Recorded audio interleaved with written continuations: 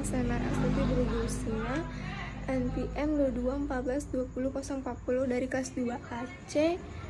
Tugas kewarganegaraan, saya akan menjelaskan tentang ekonomi kerakyatan. Pengertian ekonomi kerakyatan. Ekonomi kerakyatan adalah suatu perekonomian di mana pelaksanaan kegiatan, pengawasan kegiatan, dan hasil-hasil dari kegiatan ekonomi dinikmati oleh seluruh rakyat. Sistem ekonomi kerakyatan atau sistem ekonomi Pancasila ini secara umum dapat diartikan sebagai sistem ekonomi yang memadukan ideologi konstitusional Pancasila dan Undang-Undang Dasar Negara Republik Indonesia 1945. Bangsa Indonesia dengan sistem ekonomi campuran.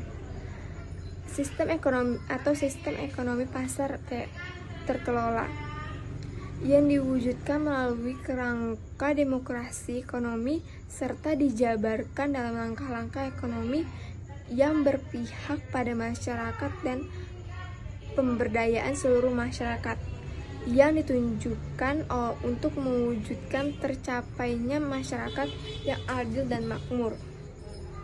Menurut Emil Salim, ciri-ciri sistem ekonomi kerakyatan adalah sebagai berikut.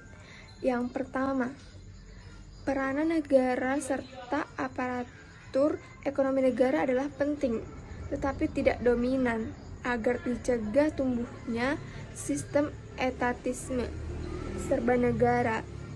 Peranan swasta adalah penting, tetapi juga tidak dominan, agar dicegah tumbuhnya free fight. Dalam sistem ekonomi kerakyatan, usaha negara dan swasta tumbuh berdampingan dengan perimbangan tanpa dominasi berlebihan satu terhadap yang lain. Yang kedua, dalam sistem ekonomi kerakyatan, hubungan kerja antara lembaga-lembaga ekonomi tidak didasarkan pada dominasi modal, seperti halnya dalam sistem ekonomi kapitalis.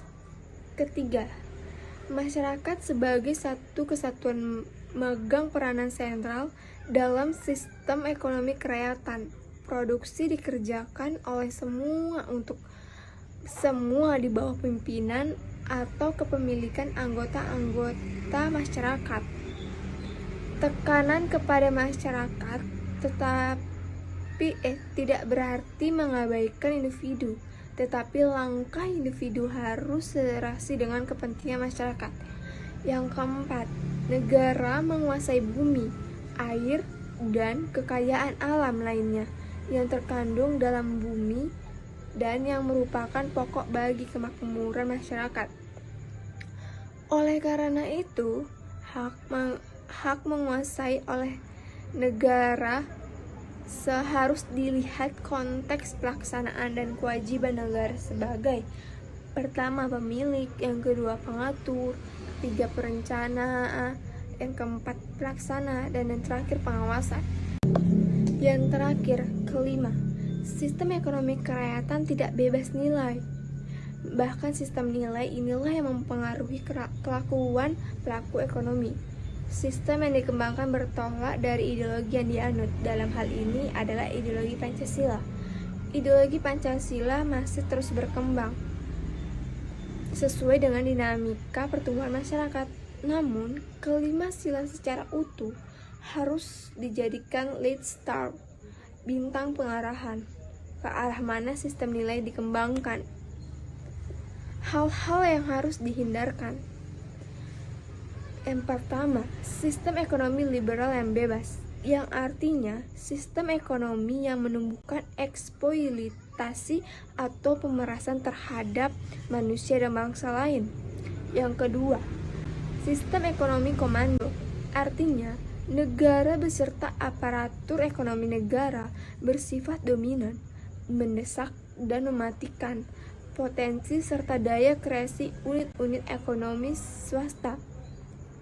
Yang ketiga, persaingan tidak sehat serta pemusatan kekuatan ekonomi pada suatu kelompok atau monopoli yang merugikan masyarakat. Peranan ekonomi kerakyatan dalam perekonomian Indonesia. Ekonomi kerakyatan turut berperan dalam perekonomian Indonesia. Salah satu peran ekonomi kerakyatan yang nyata adalah peranan sistem ini dalam masa perekonomian Indonesia saat ini serta dalam berbagai perencanaan pengembangan ekonomi, walau memang masih belum menunjukkan perbaikan yang berarti. Sejak bangsa Indonesia menetapkan GBHN 1993, berbagai ajaran ekonomi kerakyatan diterapkan, yaitu sila pertama, dengan tetap menjunjung tinggi etika dan nilai-nilai moral beragama. Sila kedua, untuk saling menghargai martabat manusia dan dengan tidak melakukan pemaksaan kehendak dan pemerasan atau eksploitasi. Sila ketiga, menunjukkan kebersamaan dalam melakukan kegiatan ekonomi. Sila keempat, memupuk semangat kegotong royongan dan kerakyatan. Dan yang terakhir, sila kelima, ajaran untuk mewujudkan kemerataan sosial bagi seluruh rakyat Indonesia. Kalian bisa cek ya di samping. Oke. Potensi dan kendala ekonomi kerakyatan. Koperasi adalah salah satu bentuk konkret dari pelaksanaan ekonomi kerakyatan. Koperasi sangat berpotensi untuk berkembang sebagai bangun perusahaan yang dapat digunakan sebagai salah satu wadah utama untuk membina kemampuan usaha golongan ekonomi lemah serta membantu dan memudahkan masyarakat dalam memperoleh pinjaman. Hal ini menunjukkan bahwa koperasi memiliki potensi yang meningkatkan pemerataan kesejahteraan Indonesia. Tetapi dibandingkan dengan pelaku ekonomi lainnya, koperasi ternyata masih jauh tertinggal. Ketertinggalan ini disebabkan oleh kendala-kendala yang berasal dari dua faktor. Yang pertama, faktor internal dan faktor eksternal. Faktor internal yang menjadi penghambat perkembangan koperasi meliputi faktor profesionalitas, pengelolaan kelembagaan, kualitas sumber daya manusia, dan permodalan. Sedangkan faktor eksternal meliputi faktor iklim politik, ekonomi nasional yang kurang kondusif, serta tingkat persaingan yang ketat dengan badan usaha lainnya. Pengembangan masyarakat sebagai wujud ekonomi kerakyatan. Yang pertama, salah satu substansi ekonomi kerakyatan adalah upaya untuk mewujudkan kemandirian ekonomi masyarakat. Yang kedua, secara mikro, untuk ini dapat dilakukan dengan melakukan kegiatan pengembangan masyarakat. Yang ketiga, masyarakat berada dalam lokalitas tertentu yang memiliki interaksi yang tinggi serta berbagi kebutuhan bersama. Yang terakhir, yang keempat, pengembangan masyarakat diarahkan untuk meningkatkan kesejahteraan dengan memanfaatkan berbagai potensi baik fisik maupun non-fisik yang dimiliki oleh masyarakat tersebut. Tujuan dari ekonomi kerakyatan untuk membangun suatu negara yang berdikari secara ekonomi serta berdaulat secara politik dan juga mempunyai kepribadian dan kebudayaan yang baik. Untuk mendorong dari pemerataan pendapatan setiap masyarakat agar bisa mendorong pertumbuhan perekonomian yang berkesinambungan. Strategi pengembangan masyarakat. Yang pertama, melakukan modifikasi terhadap sikap dan perilaku dengan pendidikan dan aksi lainnya. Yang kedua, mengubah kondisi sosial dan mengubah kebijakan organisasi formal.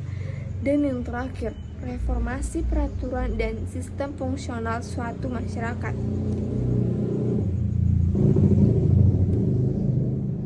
Itulah hasil presentasi dari saya dengan harapan bisa memahami dengan baik, dan saya juga mengucapkan terima kasih.